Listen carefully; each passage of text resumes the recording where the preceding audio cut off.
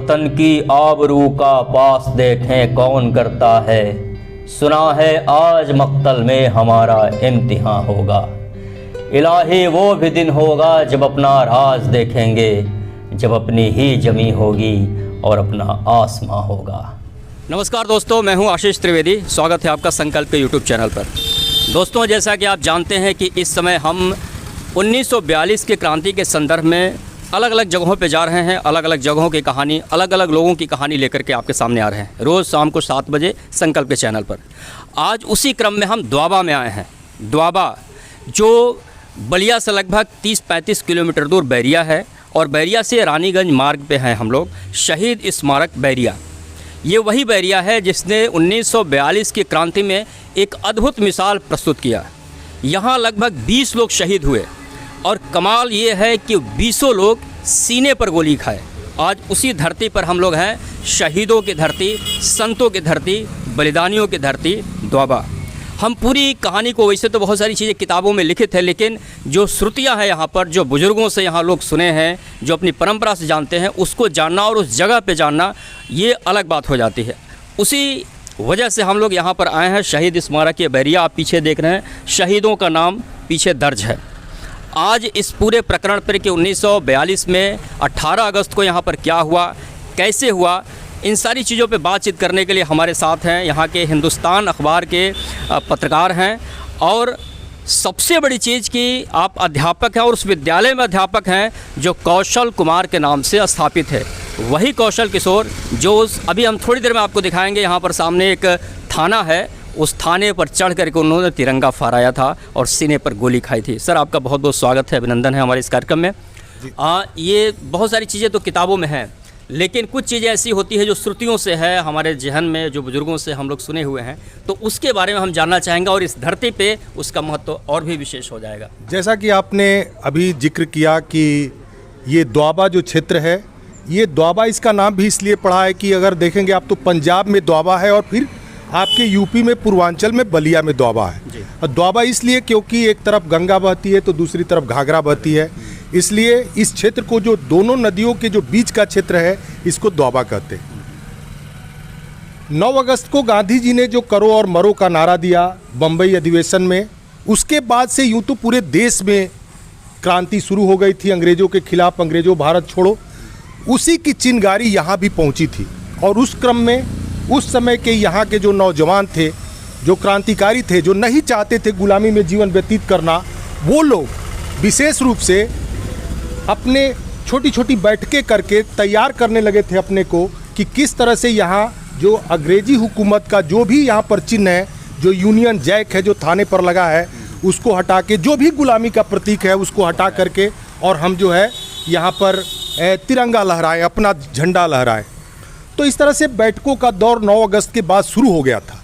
कहीं कहीं नौजवान, जो उस समय के नौजवान थे, जो बागी थे, जो क्रांतिकारियों से बहुत प्रभावित थे, जैसे चंद्रशेखर आज़ाद से प्रभावित थे उस समय, भगत, तमाम लोगों से प्रभावित थे, उन लोगों ने क्या किया कि जगह जगह बैठ करके योजना बनाया कि क्यों ना हम लोग एक निश्चित तारीख को चले और बैरिया थाने से जो यूनियन जैक, जो गुलामी का प्रतीक है, उसको हटा के हम लोग तिरंगा लहरा दे और यहाँ से अंग्रेजी हुकूमत को भगा दे, खदेड़ दे। इस तरह से योजनाएं बनी और डेट तय हुआ, निश्चित हुआ कि 18 अगस्त को हम लोग बैरिया थाने पर पहुंचेंगे और वहां चल करके और वहां अपना तिरंगा लहराएंगे और वहां का उठा करके यूनियन जैक वहां से उतार के फेंक देंगे। एक चीज़ सर, मैं अगर रोकूँ मैं थोड़ा सा, कि शायद 15 अगस्त को भी लोग, कुछ लोग आए थे, कुछ ऐसा हुआ था, उसके बाद 18 को, या फिर 18 को ही घटना नहीं, जैसे ये जो घटना हुई थी, एक्चुअली मैं, जैसा कि मैंने आपको बताया कि योजनाएं तो बन ही रही थी। और उस समय योजना बनाने के लिए भी तो ऐसा था कि एक निश्चित जगह होती थी और कोई बीच में से जाता था, कह के आता था, क्योंकि आज की तरह तो संचार माध्यम तो था नहीं। लेकिन जो हम लोगों ने अपने बुजुर्गों से, अपने पिताजी से, अपने परिवार के अपने लोगों से सुना है, तो उस समय जो है ये लोग इस तरह से सूचना दे के कहे कि 18 अगस्त को हम लोग वहाँ जमा होंगे। और यही हुआ। यह पहली बार हुआ भारत के इतिहास में जब लोग अपने गांव से, किसी को भनक नहीं लगी, अंग्रेजी हुकूमत को जानकारी नहीं हुई, और लोग ढोल नगाड़े ले करके, और कोई बंदूक भाला, कोई बंदूक और गोली और तोप तो था नहीं, गांव में लोगों के पास लाठी थे, डंडे थे, ईंट पत्थर थे, उसको लेकर के थाने की ओर कूच किए और थाने की ओर कूच किए तो एक तरफ से नहीं, उधर से कौशल कुमार सिंह, जैसा कि आपने देखा है, कौशल कुमार सिंह, अमर शहीद श्री कौशल कुमार सिंह, वो जो है उनके नेतृत्व में नारायणागढ़ से टीम चली, उधर से कई लोग चले, इधर से कई लोग, दूसरी तरफ से जो इसमें कई लोगों का नाम आप देखेंगे दर्ज है, अलग अलग लोग अपनी टोली बना करके, युवाओं की टोली जो है थाने की ओर आ गई और देखते ही देखते यहाँ हजारों लोगों की भीड़ जमा हो गई।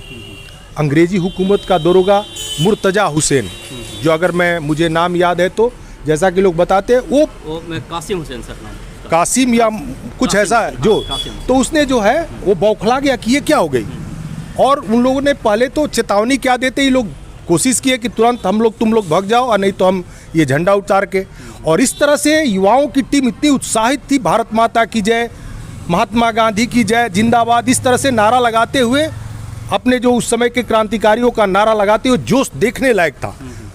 सब अच्छे अच्छे नौजवान जो है तरह तरह के करतब कर रहे थे और चढ़ गए थाने पर, और जब देखा बेकाबू हो गई भीड़ तो दरोगा ने गोली चलाने का हुक्म दे दिया। एक तरफ गोलियों की बरछावर आ रही थी एक तरफ से, तो दूसरी तरफ से उसका मुकाबला ईंट पत्थरों से किया जा रहा था और कोई हिला तक नहीं। सारे के सारे लोग सामने से खड़ा होकर के, लाशें गिरती रही, लोग मरते रहे, लेकिन उनके मुंह से एक ही, उनके जुबान से एक ही बात आती थी, भारत माता की जय। और वो लोग जो है जा कर के कौशल कुमार सिंह जो ऊपर से चढ़ के जो गोली फायर कर रहा था, अंग्रेजी हुकूमत का दरोगा, कौशल कुमार पीछे से चढ़े छत पे और चढ़ के जाके उसको ले करके और छत से ऊपर से वो जो है जंप कर गए और वहाँ तिरंगा लहरा दिया गया। तो ये बैरिया थाना उस समय से ये चर्चा का केंद्र बहुत, उस समय बहुत छोटा था, उस समय तो लूट गया था, सब खत्म हो गया था थाना। कोई घोड़ा लेके भागा दरोगा का, कोई कुछ करके भागा, भाग खड़ी हुई अंग्रेजी हुकूमत यहाँ टिकी नहीं, और लेकिन लाशें गिरती रही। जैसा कि आप देख पा रहे हैं शहीद स्मारक पर ये लोग शहीद हो गए हमारे, और इन शहीदों के नाम पर तब से ही यहाँ पर, यहाँ की धरती ऐसी है, क्रांतिकारियों की धरती है।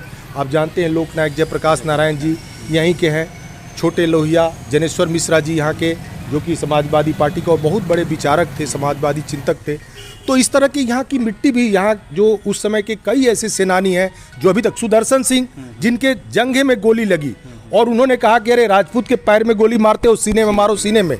इस तरह के लोग जो इस तरह से अपना यहाँ पर बहुत ही दिलेरी के साथ अंग्रेज़ों का मुकाबला किए, और इस तरह से हम लोग आज जो सांस ले रहे हैं आज़ादी के वो में, वो इन्हीं शहीदों की वजह से है। बिल्कुल सर, ये पूरी कहानी जो है सर ने बताया कि 1942 में यहाँ हजारों लोग इकट्ठा हुए और थाने पर आक्रमण हुआ, सामने से गोली खाए लोग, और स्थिति ये हो गई कि झंडा फहरा करके कौशल किशोर उनको गोली लगी। और फिर ये भी सुनने में आता है, कई जगह पढ़ने में भी आता है कि जब कौशल किशोर को जब ले जाया जा रहा था गंगा घाट से, वो गोली लगी थी लेकिन होश में थे अभी, तो होश आया बीच रास्ते में, तो उन्होंने, लोग पूछे कि कैसी तबीयत है आपकी, तो उन्होंने पूछा कि तबीयत बाद में पूछना, पहले ये बताओ कि जो तिरंगा मैंने फहराया था उस थाने पर, वो थाना पे उस तिरंगा फहर रहा है कि नहीं। लोगों ने कहा कि तिरंगा फहर रहा है। उसके बाद उनकी जो है सांस उखड़ गई, सांस चली गई। तो ये वो धरती है। और मैं ज़रा नाम बता दूं आप लोगों को, यहाँ पर आइए, आप क्लोज करिए, कि ये शहीदों का नाम है जो यहाँ पर थाने के सामने गोली खाए थे। आप ऊपर से देख रहे हैं कि श्री निर्भय कृष्ण सिंह, देश बसंत कोयरी, नरसिंह राय, राम जन्म गुण, राम प्रसाद उपाध्याय, मैनेजर सिंह, कौशल कुमार सिंह, रामदेव कुम्हार, राम दीक्ष राय, राम नगीना सोनार, छट्टू कमकर, देवकी सोनार, धर्मदेव मिश्र, श्री राम तिवारी, मुक्तिनाथ तिवारी, विक्रम सोनार, भीम अग्रहरी, गदाधर नाथ पांडे, गौरी शंकर राय, राम रेखा शर्मा। सबसे बड़ी बात यह है कि जो हम लिस्ट देख रहे हैं यहाँ सेनानियों की, सभी धर्म, सभी जाति, स्वर्ण से लेकर के दलित तक, उस समय जो लड़ाई हुई 1942 की, सारी दूरियां ख़त्म हो गई है। सब लोग मिलजुल करके आज़ादी की लड़ाई लड़े। मैं सर आपके साथ चलूँगा, उस थाने को भी दिखाना चाहूँगा मैं, जिस थाने पर कौशल किशोर ने जी मैं ये भी दे देना चाहता हूँ कि ठीक आज ही की तरह, जैसा आप देख रहे हैं, लोग बताते उस समय बारिश हो रही थी और इसी तरह से बाढ़ आई हुई थी नदियों में चारों तरफ से। तो जो उस समय जिनको गोली भी लगी, तो इसलिए उनको जल्दी से कोई एड भी, मेडिकल सुविधा भी नहीं मिली। नाव के माध्यम से ले जाना था उन लोगों को और ले जा करके उनको इलाज कराना था। लेकिन उनके हौसले की वजह से आज निश्चित रूप से मैं कह सकता हूँ कि आज अगर कल्पना भी नहीं किया जा सकता कि कोई गोली बंदूक लेकर के आपके सामने हो और आप लाठी डंडे से और ईंट पत्थर से उसका मुकाबला करें। वो दौर कुछ और और वो कुछ और कितना जुनून रहा होगा, किस तरह से आज़ादी की कितनी ललक रही होगी कि हम आज़ाद भारत में सांस लेंगे। और मैं एक बार फिर आप लोगों के माध्यम से शहीदों को अपनी श्रद्धांजलि अर्पित करता हूं, जिनकी वजह से आज हम आज़ाद भारत में, आज़ाद मुल्क में सांस ले पा रहे हैं और हम अपनी प्रगति के पथ पर आगे बढ़ रहे हैं। बिल्कुल सर, और उन शहीदों को हम लोग सलाम करते हैं जिनके वजह से हम लोग खुली हवा में सांस ले रहे हैं और कह रहे हैं कि हम आज़ाद भारत के आज़ाद मुल्क के नागरिक हैं। ये बड़ी बात थी। और पुनः एक बार इन शहीदों को सलाम करते हुए हम लोग उस थाने को दिखाएंगे जिस थाने पर तमाम स्वतंत्रता संग्राम सेनानियों ने झंडा फहराया और गोलियाँ खाईं। आइए चलते हैं। ये देखिए, अभी ये उस समय का दूसरा कुछ रहा होगा प्रारूप, लेकिन अभी जो है स्वरूप बदल गया है इस थाने का। ये थाना कोतवाली बैरिया, यही वो थाना है जहां पर स्वतंत्रता संग्राम सेनानियों ने हमला किया और यूनियन जैक उतार करके तिरंगा झंडा यहां पर फहराइए। आइए हम लोग अंदर चलते हैं और उस थाने को आपको दिखाते हैं। आइए। 1929 और 30 में इस थाने का निर्माण हुआ था, निर्माण वर्ष भी लिखा हुआ है। हम लोग बैरिया थाने में है, शहीद स्मारक के ठीक सामने ये थाना है। यही वो थाना है जिस थाने पर कौशल किशोर ने यूनियन जैक को उतार करके तिरंगा झंडा फहराया था। अभी उस दौर की तो बहुत सारी चीज़ें बदल गई हैं, लेकिन अभी ये कुआं है, इसके बारे में सर आप बताएं ज़रा। देखिए, जैसा कि आप जानते हैं, जो कुओं की और जगह पर जो स्थिति है कमोबेश उसकी स्थिति है, लेकिन कम से कम यहाँ मैं ये जो यहाँ के थानेदार हैं, चाहे जो भी यहाँ पर रहते हैं या हमारे पुलिस कप्तान, उनको साधुवाद देना चाहूँगा कि कम से कम इसका अस्तित्व उन लोगों ने बचाए हुए हैं। और ये प्रतीक है, उस समय ही, पुराने समय से ही ये कुआं है और यह याद दिलाता है कि हम उसी रूप में खड़े हैं, हम उस घटना के साक्षी हैं जो हमने देखा था। तो ये चीज़ें जो है आपके सामने है, ये कुआं, ये बिल्कुल ये प्रतीक के रूप में है। 1942 की कहानी को ये बता रहा है। कर चले हम फिदा जानो तन साथियों, अब तुम्हारे हवाले वतन साथियों।